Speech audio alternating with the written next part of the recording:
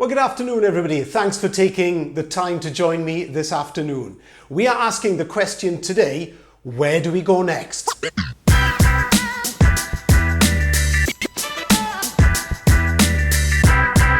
I don't believe it. I never thought this would happen. Those are the phrases that we have all been saying and proclaiming over the last 3 months. It's been absolutely incredible, hasn't it?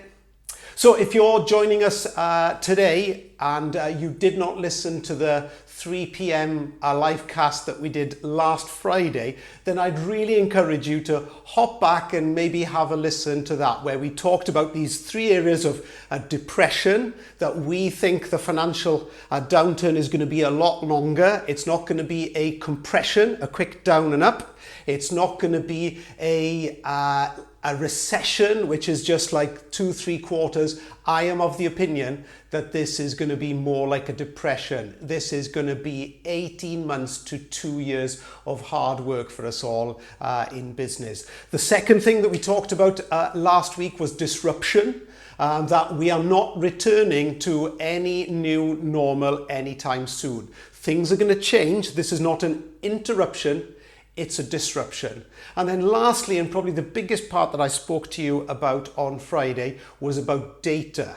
How we need to put data and information at the forefront of all we're doing. Remember that I said we needed to rebalance things? For the last 30 years in information technology, we've been really talking about technology. We need to rebalance that up. In fact, I think we need to go past it and we need to bring information up and technology down. And that's what I want to talk to you about today. So let's jump into the 3 things that I want to talk to you about today. And before I get into that in detail, I want to introduce you to this book that not many people talk about.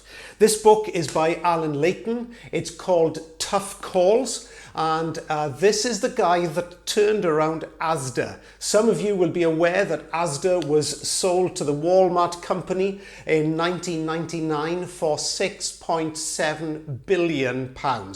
This was the guy, Alan Layton, that turned a very, very average business around. And he talks about a type of decision making that involves tough choices, and that's what I want to talk to you about today. So the 3 things that we are going to talk about today is, first of all, if you remember when we were speaking last week in our talk together on Friday, I said I was going to give you 2 specific tips. Well, actually, I lied. I'm going to give you 3. 2 that are tips and 1 that's a methodology or a way of thinking. So let me just jump straight away into giving you these 2 tips that Alan talks about this book. So the first thing that we need to do over the next 18 months, 2 years, is survive. And Alan in his book talks about 2 types of decision that we can make: radical decisions and crisis decisions. And right now in our businesses, as we pivot or as we seek to survive, we've got to make really radical decisions and crisis decisions. If I was you right now, I'd be looking at my business out for the next 18 months, 2 years, and asking myself the question, have we got enough cash to survive? So some of us are in businesses that are maybe growing and are thriving, and there's certain bits of technology that we're selling that we are selling a lot of. But there's other things that we know people are reining back on. So as people are getting into this kind of strategy of looking over the long term in their businesses, people are very, very cautious in where they spend their business, very much like they did in the 07-08 financial crisis. So the first thing I'd be doing is focusing on cash. And focusing in cash in 2 areas. First of all, how can we reduce our monthly expenses, our burn rate? How much cash are we burning? And let's cut everything back and actually focus on the things that are really, really important in our business. I would probably pivot to cut back on marketing. It's hard to hear somebody like me talking about things like cutting back on marketing, But I really would, because I think the most important thing that we need to be doing right now is getting around our customers and talking to them and finding out what's going on in their businesses. Where are their challenges right now? Let's work to sustain and keep and protect our existing customers and help protect their business so they can continue to grow with us as we go forward. So the first thing we've got to do is we have got to survive, and we have got to really focus on cutting costs and conserving cash. The second thing we've got to do is look at where's the opportunity. Where can we thrive? So as well as surviving, we've got to thrive. And Alan in his book here talks about other types of decisions that we can make. He talks about opportunity decisions and radical decisions. Again, really good book that I can't encourage you enough to get a copy of it, and he says it way better than me. So where are the opportunities? Pivot to the opportunities and story tell those opportunities to your customers and to your audience as well. So get out there, get on LinkedIn and get on all the kind of social media channels that you could be involved in, and talk about what you're doing in your business, and talk about what your customers are doing too, and where they are getting the wins from. So, as I said last week, when we move forward to this information age, where is the opportunity for us as we look at not just surviving, look at thriving? But the third thing I want to share with you in closing today is the methodology. And I want to introduce a new word for you today, and it's a word that I've been thinking of and trying to put together for quite some months, and all of you that know me well will know that you're probably going to get fed up of hearing this word from me over the next coming months. And the word is nextify. We need to nextify our customers. What do we mean by that? Let me explain. Well, every technology or every system or every idea or a concept ends up in a final best model. Just think about it for a moment. Let's just talk about music and how we used to consume music. We can go all the way back to the industrial age and the discovery of the gramophone and the invention of the gramophone. And the gramophone gave way to cassette tapes. Yes, some of us remember cassette tapes that we used to use, and that gave way to compact discs, and compact discs gave way to MP3 downloading, and MP3 downloading gave way eventually to streaming services. So the majority of music is consumed today on streaming, on things like Apple Music or Amazon Music or Spotify or whatever platform you use to listen to your music on right now. Similarly, let's look at video content. Where has that gone? Again, it's gone to a streaming service. All of us remember the Betamax VHS war if you're my age, and that gave way to what? DVDs and Blu-rays, and there was a bit of a battle there. And then for a time we had a kind of a similar streaming service from fiber providers like Virgin and Sky and other satellite broadband providers. But now we are in what? The ultimate model, which is the Netflix model, which again is streaming. And don't forget, when we talk about pivoting and making radical decisions, is that Netflix was originally a mail order company for DVDs, right? Where Blockbuster should have done the pivot and should have made a radical decision. They failed to do that, and today Netflix is the ultimate streaming service. So for us in IT, for us in information technology, what's the ultimate curve jump for us? Well, as I shared with you last week, the ultimate curve jump for us is to talk about information, not technology. We need to make that the primary form of communication that we are using with our customers right now. And that's what I call nextifying. So what do you mean, Phil, when you're talking about nextifying our business models? Well, you've already gone through similar transitions if you think about it. Just like the music industry and just like the video industry, your business as a managed service provider or even as a vendor has changed. What were you doing before? We were focused on product and services. We were tin shifting, weren't we, and selling and distributing products and services.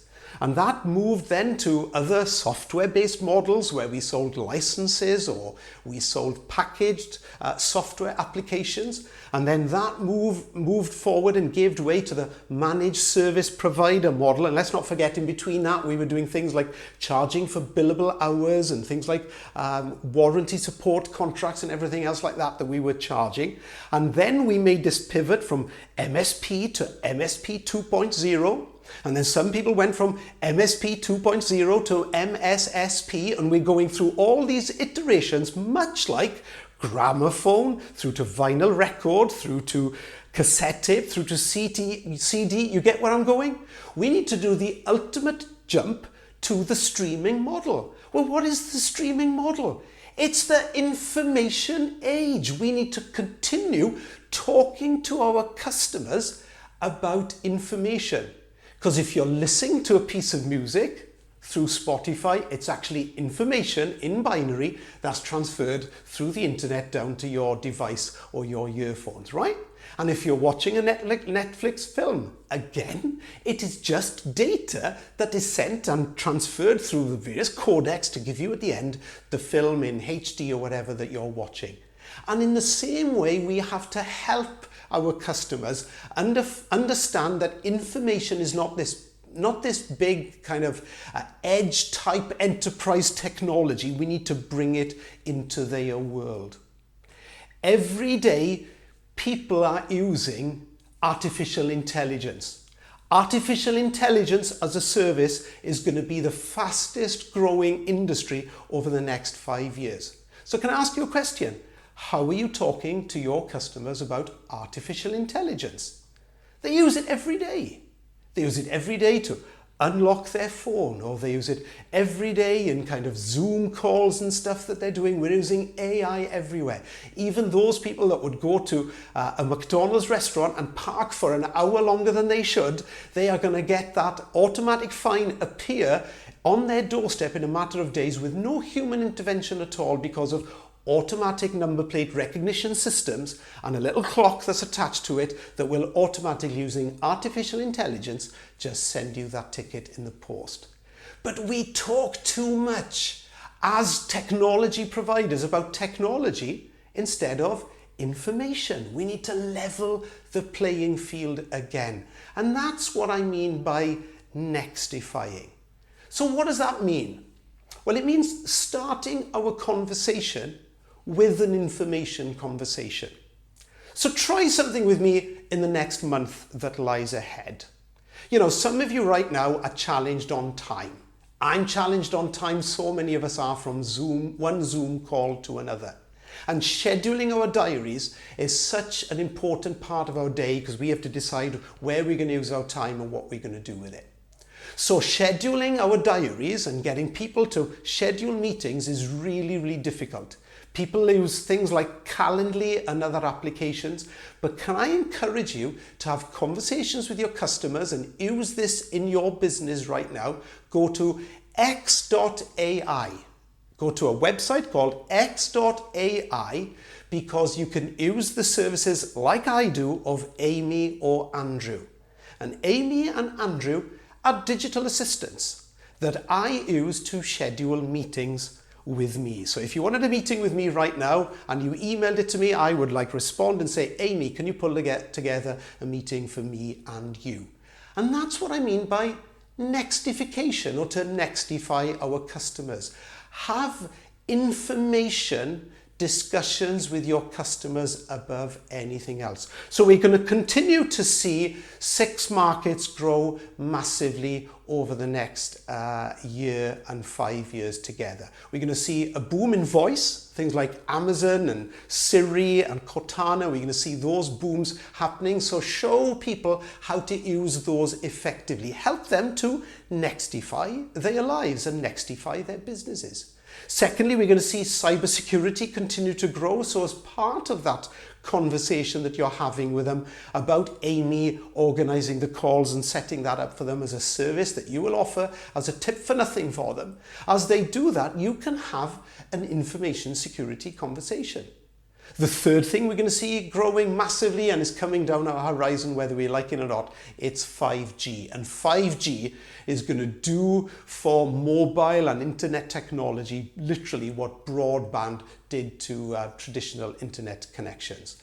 The other area that's going to grow is VR and AR, and that's an area that I'm investing in heavily. And the last area is blockchain, that we're going to see more of that come to the forefront.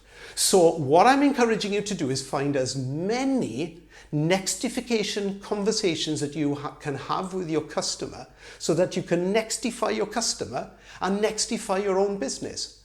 Do not move to MSSP, or do not move to MSSSP or whatever, or TSP as some people are advocating. Move to become an information specialist. Move to become an information consultant. Security is only here for a time. We know that AI is going to sort out a lot of the security challenges that we have right now. But people are always going to use information, consume information, and create information. And so nextifying our customers and nextifying our business is crucial for us to go to the next level. Will you make a radical decision with me today? Will you make an opportunity decision with me today? Nextify your business and not just survive, but thrive and go forward. Hey, if you enjoyed this talk, whether you agree or disagree with me, I'd love you to write some comments, start a debate. I'd love to know what you think about this principle of nextifying. I want to have a debate about it because I think it's the final, ultimate curve jump that we can go to in our businesses to help our customers succeed in the new. Thanks for your time. Thanks for joining me today.